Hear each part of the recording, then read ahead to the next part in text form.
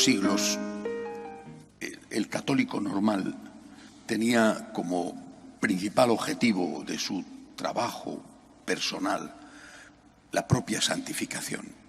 Es decir, la sociedad en la que vivía era una sociedad, al menos oficialmente, católica, con unas leyes que nunca son perfectas, pero que no eran agresivas contra la fe y que de alguna manera también defendían unos valores que es en consonancia con el Evangelio, aunque sus dirigentes, seres humanos, fueran pecadores. Y por supuesto la Iglesia era una Iglesia también formada por seres humanos pecadores, bueno, pero una Iglesia que transmitía fielmente la doctrina. Entonces el trabajo consistía en la propia santificación y en la colaboración en esa evangelización, por ejemplo, en la familia. Después la sociedad se hizo agresiva, lo que se llama el fenómeno de la laicización. Se ha vuelto laicista. No es así en todo el mundo, pero ya casi todo el mundo es así.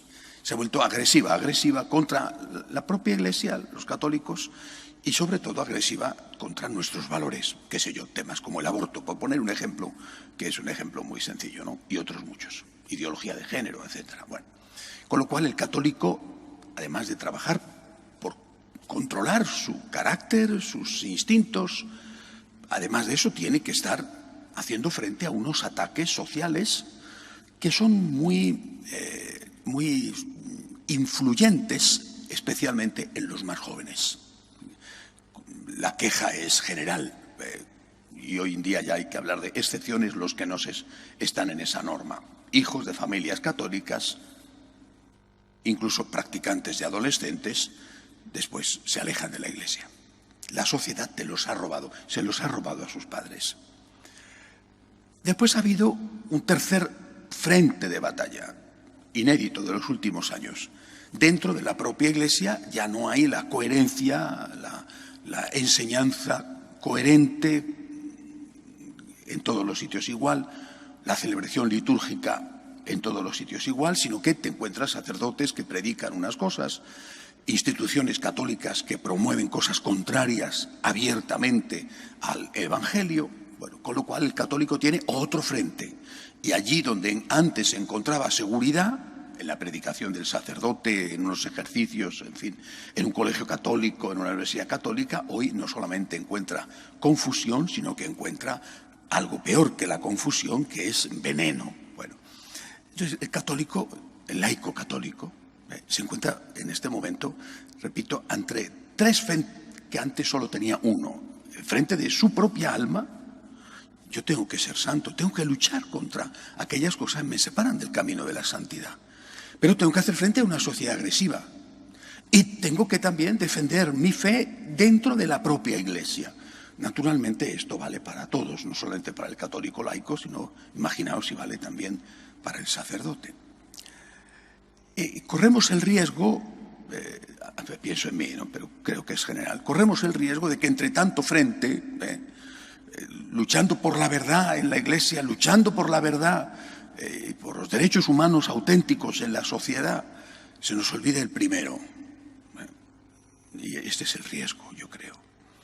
No podemos renunciar a la lucha en la sociedad para defender el verdadero significado, por ejemplo, de lo que es la mujer, o de la vida, o de la familia. No podemos renunciar a esto. No podemos renunciar a la lucha en la Iglesia para defender la doctrina verdadera de tanta confusión. No podemos renunciar a eso, pero corremos el riesgo de, entre tanto frente de batalla, olvidar el otro, el primero, nuestra propia santificación. Y ahí es donde tenemos que insistir, también, incluso en primer lugar. Jesús lo dice en el Evangelio de hoy. No el que dice Señor, Señor, sino el que hace la voluntad de mi Padre. El que construye la casa sobre la roca es aquel que oye la palabra y la practica. Y esto tiene que servirnos a todos, de una llamada a nuestra conciencia, a todos. ¿Estás viviendo el Evangelio? Claro, para vivir el Evangelio, para vivir según el Evangelio, para cumplir las normas evangélicas, alguien tiene que explicártelas. ¿Cómo vas a cumplir unas normas que ignoras? Imaginaos las señales de tráfico. Si nadie te ha dicho que un semáforo rojo es para pararte, Tú ves un semáforo rojo y dices, mira, qué colores tan bonitos tienen aquí en las calles. Y pasa el semáforo rojo, accidente más o menos grave, ¿verdad? Si nadie te ha explicado que cuando vas conduciendo una señal que pone stop es para que te pares y mires, pues tú ves el stop y dices, ¿y esto qué será? Y sigues para adelante, accidente.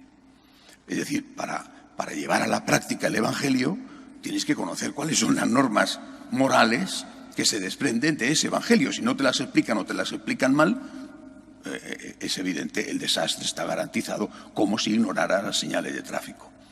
Pero puedes conocer las señales de tráfico. Es un stop, tengo que parar. Es un semáforo rojo, tengo que parar. Es decir, yo sigo adelante. Las conoces y no las practicas. Eso es a lo que se refiere Jesús. Tú que conoces las señales de tráfico tienes que practicarlas, porque de lo contrario no tienes ni siquiera la excusa de la ignorancia, una ignorancia culpable o no culpable, pero no tienes ni siquiera la excusa de la ignorancia. Por eso el Señor nos pide a nosotros, a todos, pero a nosotros, nos pide, ¿estás viviendo conforme a las enseñanzas que tú crees y en las que tú además estás defendiendo? ¿Estás viviendo conforme a esto?